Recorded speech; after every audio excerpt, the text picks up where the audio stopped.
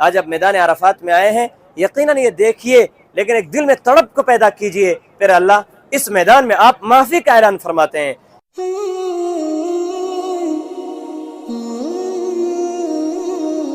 السلام علیکم ورحمۃ اللہ وبرکاتہ۔ الحمدللہ رحمان پور کا قافلہ جبل رحمت کے پاس جو کہ میدان عرفات میں واقع ہے، یہاں پر آیا ہوا ہے۔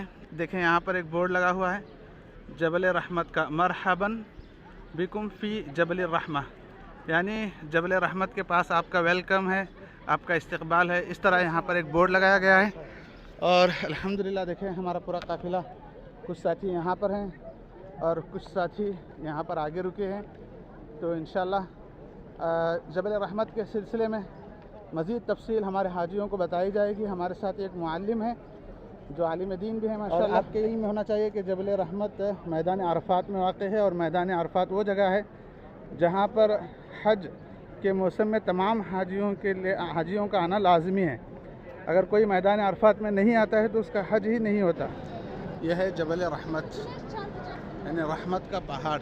اسی کے دامن میں اللہ کے نبی علیہ الصلوۃ والسلام حج کے موقع پر اپنی امت کے لیے 3-4 گھنٹے یہاں پر دعائیں مانگی تھی، اور آپ دیکھیں گے کہ جگہ جگہ پر جو ہے لوگ یہاں پر دعاؤں میں مشغول ہیں۔ ہر گروپ اپنے اپنے گروپ کے ساتھ دیکھیں یہاں پر یہ دعا کر رہے ہیں اور یہاں پر یہ دعا کر رہے ہیں، تو دعاؤں کا سلسلہ جو ہے جاری ہے۔ پہاڑ ہے، اس کا نام ہے جبل رحمت۔ کیا نام ہے؟ جبل رحمت کا پہاڑ۔ رحمت کا پہاڑ کیوں کہتے ہیں؟ نبی علیہ الصلوۃ والسلام خود رحمت للعالمین، آقا اس پہاڑ کی طرف آقا کی نسبت لگی، آقا یہاں آئے اور نبی علیہ الصلوۃ والسلام نے دعا فرمائی، اس لیے اس کو رحمت کا پہاڑ کہا جانے لگا۔ اور بھی وجہ ہیں، میدان عرفات میں اللہ رب العزت رحمتوں کا نزول فرماتے ہیں۔ مسجد نبوی کے 2 حصے ہیں حاجی صاحب۔ شروع کی جو 4 سر ہے یہ میدان عرفات سے باہر ہے، اس کا نام ہے وادی عرانہ۔ کیا نام ہے؟ وادی۔ نبی علیہ الصلوۃ والسلام کا خیمہ اس جگہ پر لگا تھا، پر آقا نے خطبہ وہاں سے دیا، نماز وہاں سے پڑھائی، نماز اور خطبے سے فارغ ہو کر کے نبی علیہ الصلوۃ والسلام اس پہاڑ کی طرف آئے ہیں۔ نبی علیہ الصلوۃ والسلام نے جب خطبہ دیا، پہلے آقا نے انسانیت کا پیغام دیا، رشتہ داروں کے حقوق بتلائے، بھائیوں کے حقوق بتلائے۔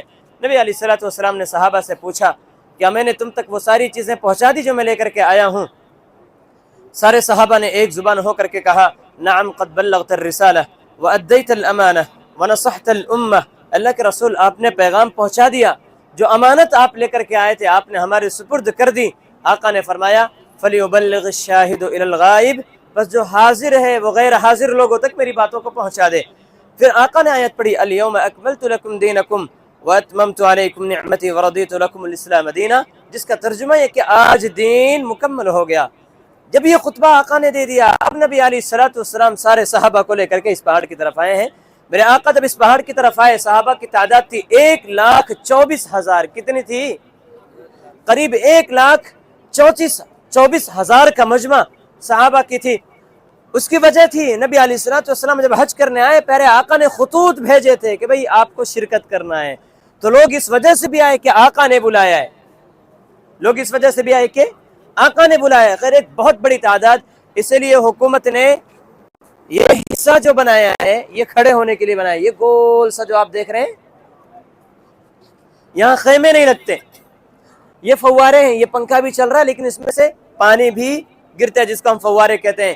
یہاں پر حاجی اگر آتے ہیں تو کوئی شیلٹر نہیں ہوتا، کوئی خیمہ نہیں ہوتا، دھوپ میں کھڑا ہونا ہوتا ہے۔ یہ جگہ کو چھوڑے اس لیے گیا ہے کیونکہ یہ صحابہ کے کھڑے ہونے کی جگہ ہے، یہ وہ مقام ہے جہاں صحابہ رضوان اللہ علیہم اجمعین کھڑے تھے۔ میرے آقا جب یہاں پر آئے تو اس پہاڑ کے کس حصے پر کھڑے تھے؟ اس پہاڑ کے 2 حصے ہیں، ایک مشرق کا حصہ، ایک مغرب کا حصہ۔ یہ سمجھ لیجئے کہ یہ ایک چیز ہے، سورج یہاں سے نکل رہا ہے، اس کی روشنی یہاں پر پڑ رہی ہے، یہ کون سا حصہ ہوا؟ مشرق کا۔ سورج یہاں سے نکلا، اس کی روشنی یہاں پڑی، یہ مشرق کا حصہ۔ یہی سورج یہاں آیا، اس کی روشنی یہاں پڑی، غروب ہوتا وقت، یہ کون سا حصہ؟ مغرب کا حصہ۔ اس کا مشرق کا حصہ کون سا ہے؟ سورج وہاں سے نکل رہا ہے، اس کی روشنی پہاڑ کے اس حصے پر، پہاڑ کا یہ حصہ کون سا حصہ ہوا؟ مشرق کا حصہ۔ اور یہ حصہ کون سا ہوا؟ غروب یہاں پر ہوگا کر کے، تو یہ حصہ مغرب کا حصہ ہوا۔ میرے آقا مشرق کے حصے پر اس طرف کسی جگہ پر خاص جگہ کی میں نشاندہی نہیں کر رہا. اس جگہ نبی علیہ الصلوۃ والسلام مشرق کے حصے پر ایسے کھڑے تھے. آقا کا داہنا کندھا پہاڑ کی طرف تھا, چہرہ قبلے کی طرف تھا, اور صحابہ کا چہرہ علیہ السلام کی طرف تھا. آقا اونٹنی پر سوار تھے, اونٹنی ایک چٹان پر تھی اور پہاڑ کا حصہ پیچھے کی طرف تھا. سمجھ رہے ہیں؟ یہاں سے قبلہ ہلکا ایسا ہے, قبلہ ہلکا ایسے, جیسے آپ اس پہاڑ کی طرف ہوتے جائیں گے آپ کو ایسا کروس ہونا پڑے گا. خیر میرے آقا نبی علیہ الصلوۃ والسلام یوں کھڑے تھے. حج کے زمانے میں اس لیے کھڑا ہونا باعث سنت ہے, فضیلت ہے, آقا کی طرح کھڑا ہونا اس مقام پر جا کر کے جہاں آقا نبی علیہ الصلوۃ والسلام کھڑے تھے. خیر پھر آقا نبی علیہ الصلوۃ والسلام نے یہاں سے دعا فرمائی. اس لیے حاجی صاحب آقا نے فرمایا اہم العبادہ فی عرفات الدعاء. اور عصر ایک ساتھ ہوتی ہے. عصر کے وقت میں ظہر کی نماز ظہر کے وقت میں ہی عصر کی نماز ہو جاتی ہے. عصر کے وقت کا انتظار نہیں ہوتا. اب عصر کے بعد کوئی نماز نہیں ہے, اس لیے حاجی دعا میں مشغول ہوتے ہیں, اللہ سے مانگ رہے ہوتے ہیں. نبی علیہ الصلوۃ والسلام نے فرمایا شیطان جتنا ذلیل, شرمندہ, رسوا 9 ذی الحجہ کو میدان عرفات میں ہوتا, پوری زندگی میں کبھی نہیں ہوتا. وہ دیکھ رہا ہوتا ہے جس کے پیچھے 80 سال محنت کیا, 90 سال محنت کیا, وہی بندہ اپنی عمر کے آخری حصے میں آتا ہے, اللہ سے گڑ گڑا کر مانگتا ہے, اللہ اس کے زندگی بھر کے گناہوں کو معاف فرماتے ہیں. آقا نے فرمایا شیطان جب دیکھتا نا تو بڑا ذلیل ہوتا ہے کہ میری محنت کیا ہو گئی, ساری کی ساری رائے گا, ضائع ہو گئی. نبی علیہ الصلوۃ والسلام نے فرمایا جب حاجی یہاں ہاتھوں کو اٹھا کر کے دعا کرتا ہے, اللہ فخر کر کے کہتے ہیں کون لوگ ہیں؟ فرشتے کہتے ہیں پیارے اللہ یہ آپ کے وہ بندے ہیں جو رحمت کی طلب کر رہے ہیں, مغفرت کی بھیک مانگ رہے ہیں. ایسا معافی کا اعلان ہوتا ہے. میرے آقا نے فرمایا من حج فلا رفث ولا فسوق ولا جدال, جس نے حج کیا نہ فحش گوئی, نہ برائی کی باتیں, نہ لڑائی جھگڑا, خالص اللہ کے لیے شریعت کے تقاضوں پر, اس کے قوانین پر عمل کرتے ہوئے خالص اللہ کے لیے جب بندہ حج کرتا ہے, اپنے گھر کو لوٹتا ہے, آقا نے فرمایا وہ گناہوں سے ایسا پاک و صاف ہوتا ہے ولدتہ امہ, جیسے اس کی ماں نے اسے جنا ہو, جیسے بچہ پیدا ہو, کوئی گناہ نہیں ہوتا. حاجی حج کر کے گھر کو لوٹے اس پر بھی کوئی گناہ نہیں ہوتا. میدان عرفات میں آئے ہیں, یقیناً یہ دیکھیے, لیکن ایک دل میں تڑپ کو پیدا کیجئے, پھر اللہ اس میدان میں آپ معافی کا اعلان فرماتے ہیں. اس میدان کے اندر کچھ وقت ایسا آتا ہے سب سے زیادہ دعائیں قبول ہوتی ہیں. مولا کریم آج آپ نے ہمیں بھیجا ہے, آپ نے ہمیں یہ جگہ دکھایا, پھر اللہ وہ دن بھی دکھلا دیجئے کہ میدان عرفات میں حج کے زمانے میں آئیں اور آپ کی عبادت کریں. ہم سب کو حج مبرور کی دولت اللہ ہم تمام کو نصیب فرما. یہ کرتے رہنا ہے, دیکھنے کا مقصد یہی ہے, مینا دیکھیں, مزدلفہ دیکھیں, جمرات دیکھیں, دل میں تڑپ ہو کہ پھر اللہ حج میں بلا لیجئے. آج تو آپ دکھلا رہے ہیں. خیر یہ جو پہاڑ ہے, اس پہاڑ کے بارے میں کچھ چیزیں مشہور ہیں. بہت سے لوگ یہ کہتے ہیں حضرت آدم اور حضرت حوا کی ملاقات پہاڑ کے اوپر ہوئی ہے. کیا کہتے ہیں؟ پہاڑ کے اوپر ہوئی ہے. یوٹیوب پر دیکھیں, چیٹ جی پی ٹی پر دیکھیں, گوگل پر دیکھیں, جو ولاگنگ کرتے ہیں آپ ان کے چینلز کو دیکھیں, آپ کو پتہ چلے گا لوگ کیا کہتے ہیں کہ حضرت آدم اور حضرت حوا کی توبہ اوپر قبول ہوئی ہے.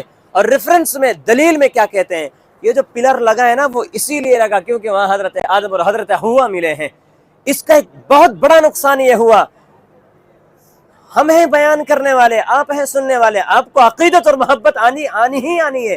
اگر میں یہ کہہ دوں کہ ہاں وہیں پلر پر ملے ہیں, بیچارے جو عوام ہوتی ہے وہ اسی محبت کے ساتھ, عقیدے کے ساتھ کہ یہاں توبہ قبول ہوئی, جاتی ہے, پلر کو چومتی ہے, اس پر نام لکھتی ہے, وہاں سجدے کرتی ہے.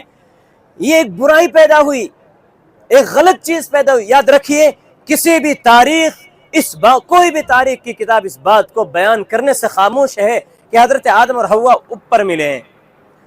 اتنا ضرور ہے کہ حضرت آدم اور حوا اس میدان میں ملے ہیں. کہاں ملے ہیں؟ اس میدان میں. ہزاروں سال ایک دوسرے سے جدا رہے, اللہ نے ان کی توبہ کہاں قبول کی؟ اس میدان میں. اس میدان کی اہمیت کو بتلانا تھا, اللہ نے ملاقات یہیں کروائی. جس وقت یہ دونوں اترے کوئی تیسرا نہیں تھا. جب تک یہ نہ بتلا دے کہ ہم یہاں ملے ہیں, کوئی بتلا سکتا ہے؟